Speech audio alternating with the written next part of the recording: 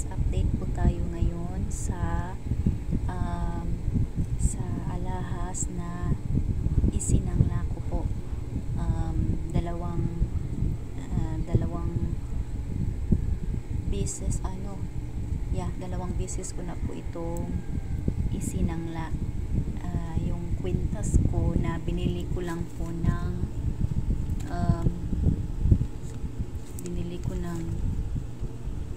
last December 28, 2023, nabili ko ng 15% sa Palawan Pawn Shop. So, ito po ay nagkakahalagang 11,560. So, 15% discount na po yan kasi yung original price po niya is 13,600. That was last December 28, 2023 po. So, nabili ko ng 11,560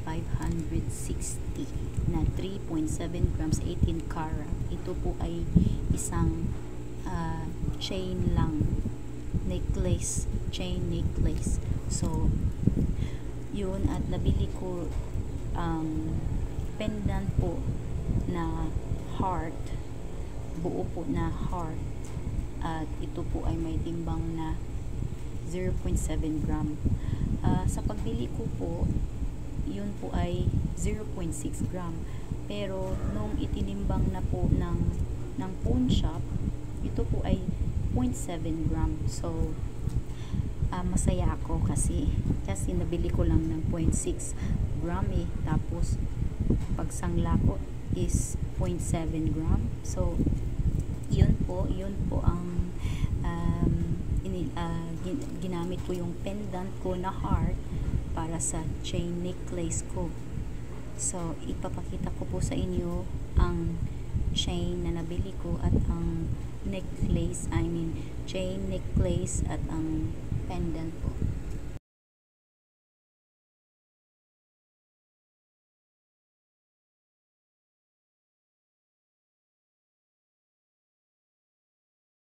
Yun po. So, yung chain necklace ko po 11,560. So, per gram po noon last year 2023 is 3,124 po. Pag i-divide mo po yung 11,560 na nabili mo sa 3.7 gram na chain necklace, yung lumalabas po na per gram is 3,124 per gram. So isinangla ko po ito last ipapakita ko po sa inyo yung picture po ng kailan ko po first na nasangla yung kwintas na may heart pendant po.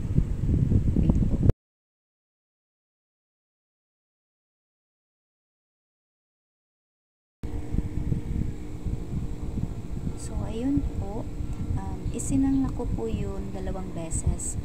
Una po, last January 2024,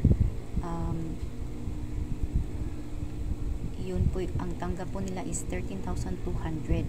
Lumalabas po, pag i-divide mo po yung 13,200 divided by 4.4, kung nagtatanong ka saan mo nakuha yung 4.4, i-add mo lang po yung 3.7 gram yung chain necklace plus 0.7 grams para sa iyong pendant, heart pendant. So, lumalabas po na yung total gram mo po ng 18 karat na gold is 4.4. So, yun po. Ang tanggap po nila ay 13,200 sa Palawan Pawn Shop. That was last January 2024. So, lumalabas po, pag i-divide mo po yung 13,200 tanggap po nila, divided by 4.4 is 3,000 per gram po. So, ngayon po, isinangla ko na naman po ulit itong necklace at yung necklace ko with pendant. Isinangla ko ngayon po, ngayon na pong May 13, 2024. Alam niyo ba po na ang tanggap po nila sa necklace ko po na na may bigat na 4.4 gram is 13,600 po. Yes po. Yun po ang tanggap ng Palawan po ngayon as of May 13 sa 18 karat. So lumalabas po na 13,600 ang tanggap nila sa 4.4 grams na necklace with pendant mo po na 18 karat ay 3,090 pesos per gram po. Yes po. So tumaas na po ang tanggap sa mga sanlaan po, sa mga gold jewelry nyo po. Tumaas na po yung 18 karat, ang 18 karat. So yun lang po.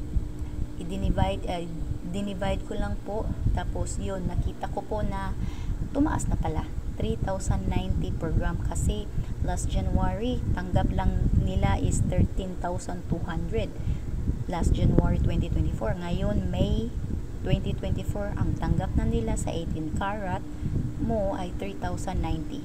So hindi ko po alam kung magkano ang tanggap ninyo dyan sa lugar ninyo, pero dito po sa Cebu yung tanggap nila is 3,090. Hindi ko po alam sa ibang branches, pero mataas na po yun, na tumaas na po. Okay, yun lang po yung update ko. Bye bye, salamat po.